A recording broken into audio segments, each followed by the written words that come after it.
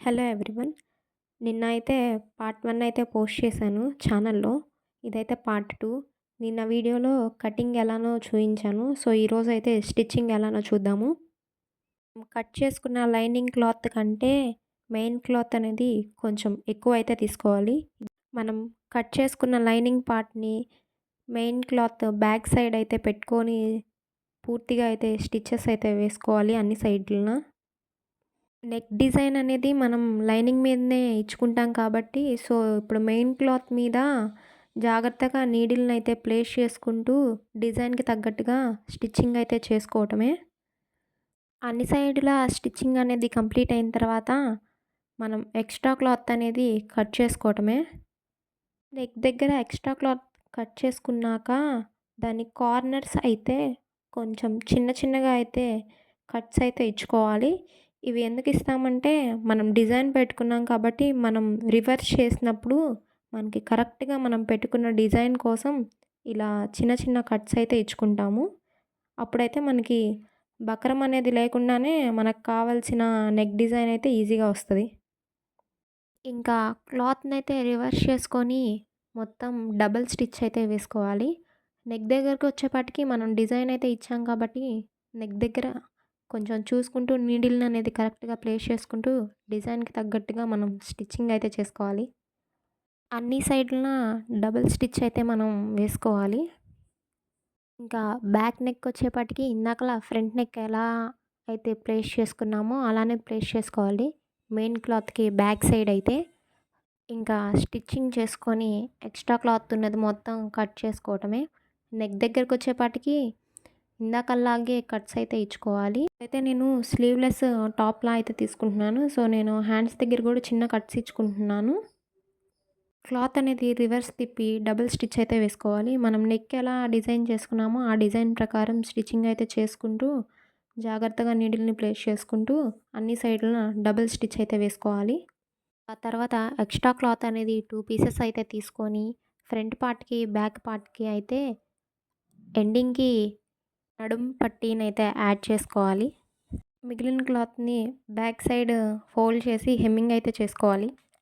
ఇంకా ఆ తర్వాత ఫ్రంట్ పార్ట్‌కి, బ్యాక్ పార్ట్‌కి టక్స్ అయితే వేసుకోవాలి. దీనికంటూ మెజర్‌మెంట్ ఏమి ఉండదు. సుమారుగా చూసుకొని ఒక్కొక్క ఇంచుతో కుడివైపు, ఎడమవైపు టక్స్‌నైతే స్టిచ్చింగ్ అయితే చేసుకోవాలి. ఇంకా ఇప్పుడు దాకా కుట్టుకున్న ఫ్రంట్ పార్ట్, బ్యాక్ పార్ట్‌నైతే అటాచ్ చేసుకొని అన్ని సైడులన స్టిచ్చింగ్ అయితే చేసుకోవాలి. అప్పుడు మనకి బాడీ పార్ట్ అనేది రెడీ అయిపోతది. దీన్నే క్రాప్ టాప్ అని కూడా అంటారు. ప్యాంట్ కటింగ్ అనేది ఆల్రెడీ మన ఛానల్‌లో పోస్ట్ చేసాం. ఎవరైనా చూడకపోతే ఒకసారి చెక్ చేయండి. ముందుగా లైనింగ్ అయితే 1 లేదా 1.5 ఇంచు ఫోల్డ్ చేసి కుట్టుకోవటం. తర్వాత మెయిన్ క్లాత్ మీద పెట్టుకొని దాని మెజర్‌మెంట్స్ ప్రకారం స్టిచ్చింగ్ అయితే చేసుకోవాలి. సో, ఈ మెయిన్ క్లాత్‌కి ఒక స్టోరీ అయితే ఉంది. అదేమంటే ప్యాంట్‌కి యూజ్ చేసిన మెయిన్ క్లాత్ వచ్చేపాటికి మా అక్క చున్నీ తను డైలీ వేర్ వేసుకునే చున్నీనైతే మేము ఈరోజు స్ట్రైట్ కట్ ప్యాంట్‌కైతే యూజ్ చేస్తున్నాము. మెయిన్ మా మోటివ్ ఏమంటే సో, తక్కువ బడ్జెట్‌లో మీకు మంచి అవుట్‌ఫిట్ ఎలా రెడీ అయిద్దో చూపించటానికే మేము ఇలా తీసుకున్నాము. ఇంకా ప్యాంట్ సంగతికొచ్చేపాటికి ఫ్రంట్ పార్ట్‌ని 2 పార్ట్స్‌గా అయితే చేసుకోవాలి. సెపరేట్ చేసుకొని దేనికి దానికైతే స్టిచ్చింగ్ అయితే చేసుకోవాలి. ముందల ఫ్రంట్ పార్ట్ 2 పార్ట్స్ వచ్చేపాటికి సేమ్ మెజర్‌మెంట్స్‌తో అయితే మెయిన్ క్లాత్ మీద పెట్టుకొని మొత్తం అన్ని సైడ్స్ స్టిచ్చింగ్ అయితే చేసుకోవాలి. స్టిచ్చింగ్ చేసుకున్నాక మెయిన్ క్లాత్ మీద ఉన్న ఎక్స్ట్రాస్ అయితే కట్ చేసుకోవడమే. ఇంకా ఆ 2 పార్ట్స్‌నైతే జాయిన్ చేసుకుంటే మనకి ఫ్రంట్ పార్ట్ అయితే రెడీ అయిపోయిద్ది ప్యాంట్‌కి. ఫ్రంట్ 2 పార్ట్స్‌ని ఎలా అయితే స్టిచ్చింగ్ చేసామో అలానే సేమ్ బ్యాక్ పార్ట్ కూడా అంతే చేసుకోవాలి. కాకపోతే బ్యాక్ పార్ట్ అనేది ఫ్రంట్ పార్ట్ కన్నా 2 ఇంచెస్ ఎక్కువ తీసుకుంటాం కదా! నాకైతే బ్యాక్ పార్ట్ మెయిన్ క్లాత్‌కి కొంచెం చిన్న చిన్నగా అతుకులైతే పడ్డాయి. అది కూడా హిప్‌కి 2 సైడ్స్ మనకి లూజ్ అనేది కావాలి కాబట్టి బ్యాక్ సైడ్ కొంచెం అతుకులైతే పడ్డాయి. ఎవరికైనా చున్నీతో ట్రై చేయాలి అనిపిస్తే ప్యాంట్‌ని సన్నగా ఉన్న వాళ్ళకే ట్రై చేయండి.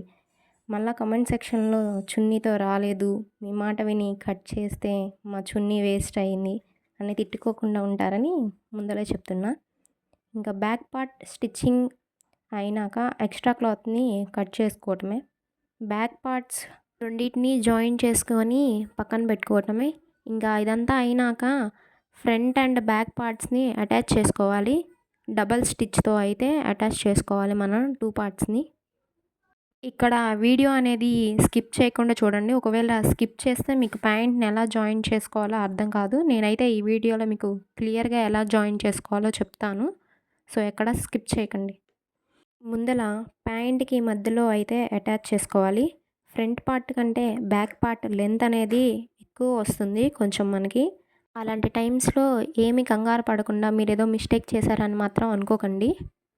అప్పుడు మనం అక్కడక్కడ చిన్న చిన్నగా ఫోల్డ్ చేసుకుంటూ ఫ్రంట్ పార్ట్కి ఈక్వల్గా అయ్యేటట్లు చూసుకుంటూ స్టిచ్చింగ్ అయితే చేసుకోవాలి. ఇంకా తర్వాత ప్యాంట్కి సైడ్ పార్ట్స్ అయితే జాయింట్ అనేవి చేసుకోవాలి. ఫ్రంట్ పార్ట్ కంటే బ్యాక్ పార్ట్ 2 ఇంచెస్ ఎక్కువ ఉంటుంది. అది మనకి కాలికి కావలసిన లూజు. దాన్ని కూడా కలుపుకొని మనం సైడ్ పార్ట్స్ అనేవి జాయింట్ అయితే చేసుకోవాలి. అప్పుడే మనకి కొంచెం కాలికైతే లూజ్గా అయితే వస్తుంది ప్యాంట్కి. ప్యాంట్ నడుము భాగానికి వచ్చేస్తే మనం కట్ చేసుకునే అప్పుడే 2 ఇంచులు అనేది ఎక్కువ పెట్టుకొనే కట్ చేసుకున్నాము. ఆ భాగాన్ని అయితే మనం మడుచుకొని మధ్య మధ్యలో చిన్న చిన్నగా ఫోల్డ్ చేసుకుంటూ ముడతలు అనేది రానియకుండా కుట్టుకోవాలి. ఒక 2 ఇంచులు ఖాళీని అయితే వదిలేసి మిగతా మొత్తం స్టిచ్చింగ్ అయితే చేసుకోవాలి. ఎలాస్టిక్ని లోపలికి ఎక్కించడానికి ఆ 2 ఇంచుల గ్యాప్ని అయితే వదులుకుంటాము. ఎలాస్టిక్ ఎక్కించగానే ఎలాస్టిక్కి ఉన్న 2 సైడ్స్ని కొంచెం గట్టి కుట్లు అయితే వేసేసుకుంటాము. ఎలాస్టిక్ అనేది లోపలికి వెళ్ళిపోకుండా.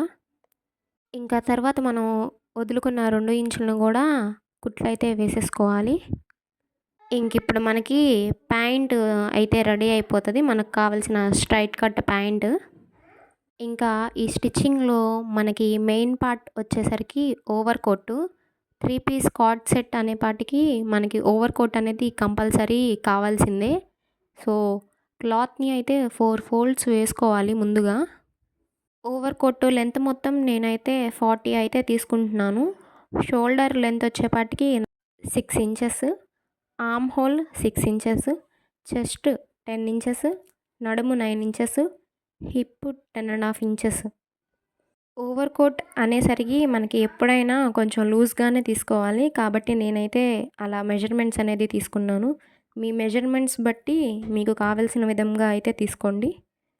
ఇంకా మార్కింగ్ చేసుకున్న పాయింట్స్ని అయితే జాయింట్ చేసుకొని కట్ చేసుకోవటమే. అప్పుడే మనకి కోట్కి కావాల్సిన ఫ్రంట్ అండ్ బ్యాక్ పార్ట్స్ అయితే వస్తాయి. ఫ్రంట్ కోట్ పార్ట్ని అయితే 2 హాఫ్స్గా అయితే చేసుకోవాలి. ఎక్స్ట్రా 1.5 ఇంచ్తో వేరే క్లాత్ తీసుకొని మడత వేసుకుంటూ దాన్ని అంచులను అయితే కుట్టుకోవాలి. సేమ్ ఇలాగే ఫ్రంట్ 2 పార్ట్స్ని అయితే కుట్టుకోవాలి మనం అంచులను అనేది. ఇంకా తర్వాత కోట్ బ్యాక్ పార్ట్కి వెళ్ళేపాటికి నెక్ డిజైన్ అనేది రౌండ్గా కట్ చేసుకొని దాని అంచును కూడా కుట్టుకోవాలి. ఇంకా మనం కోట్ ఫ్రంట్ అండ్ బ్యాక్ పార్ట్స్ని అయితే జాయిన్ చేసుకోవాలి. ముందుగా షోల్డర్ దగ్గర అయితే జాయిన్ చేసుకోవాలి. కోట్కి హ్యాండ్స్ అయితే నేను ఫుల్ హ్యాండ్స్ తీసుకున్నా 21 ఇంచెస్. సో దాన్ని కూడా అటాచ్ చేసుకుంటున్నా కోట్కి. ఇంకా ఫైనల్గా మనం కోట్ పార్ట్స్ అన్నిటినీ జాయిన్ చేసుకోవాలి. చివరికి కోట్కి కింద ఉన్న అంచుల్ని ఫోల్డ్ చేసుకొని కుట్టుకుంటే మనకి ఓవర్ కోట్ అయితే రెడీ అయిపోతుంది. నేను చెప్పిన సింపుల్ ప్రాసెస్ని మీరు కూడా ఫాలో అయితే మీరు కూడా మంచిగా కార్డ్ సెట్ అనేది స్టిచ్చింగ్ అయితే చేస్తారు. ఏమి కన్ఫ్యూజన్ అనేది లేకుండా. సో ఫైనల్గా నాకైతే కార్డ్ సెట్ అయితే ఇలా టర్న్అవుట్ అయింది. మీకు ఎలా అనిపించిందో కామెంట్ సెక్షన్లో కామెంట్ చేయండి. ప్యాంట్కి యూజ్ చేసిన క్లాత్ అయితే నార్మల్గా డైలీ వేర్ వేసుకునే చున్నీ అయితే యూజ్ చేసాం. కోట్కి బాడీ పార్ట్కి వచ్చేసేపాటికి శారీలో నుంచి అయితే తీసుకున్నాము. సో మీరు కూడా ఇంట్లో ఉండి ఇలాంటి సింపుల్ డిజైన్స్ అయితే ట్రై చేయవచ్చు. తక్కువ బడ్జెట్లో ఎక్కువ డిజైన్స్ కావాలంటే మనం ఇలా అయితే ట్రై చేసుకుంటే మనకైతే డిజైన్స్ అనేవి మంచిగా వస్తాయి. ఇలాంటి మంచి ఐడియాస్ని మీ ముందుకు తేవాలంటే మీరు మాకు చేయాల్సింది ఒకటే పని, లైక్ చేసి సబ్స్క్రైబ్ చేయండి. ఇవాల్టికి ఈ వీడియో ఇంతే. Bye bye. మళ్ళీ కలుద్దాం ఇంకో కొత్త వీడియోతో.